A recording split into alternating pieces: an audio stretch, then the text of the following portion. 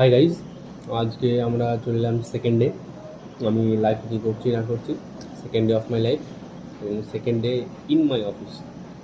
আজকে same to same সকালে কিছুক্ষণ পড়া করবো ও পড়া করার চেষ্টা করব।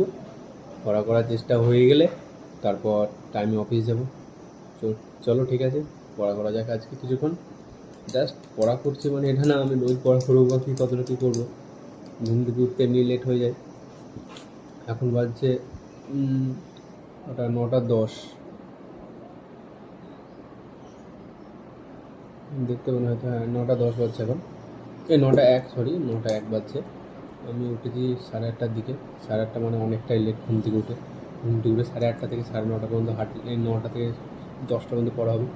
10টার পর স্নান করে খেয়ে দিয়ে খাওয়া মানে কি আর এখন ছোলা আছে, ছোলা খেয়ে দিয়ে জাস্ট এখন পড়তে বসবো।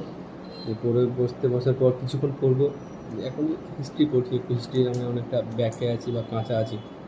জিওগ্রাফি পড়তে আমার যদি জেনারেলের মধ্যে সবথেকে ভালো লাগে আমার জিওগ্রাফি পড়তে।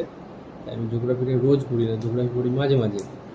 আর ওই মাঝে মাঝে জিওগ্রাফি পড়ি, আর হিস্ট্রিটা পড়ি, ডেলি পড়ার চেষ্টা করি, কারণ হিস্ট্রিতে আমার একটা পিছিয়ে।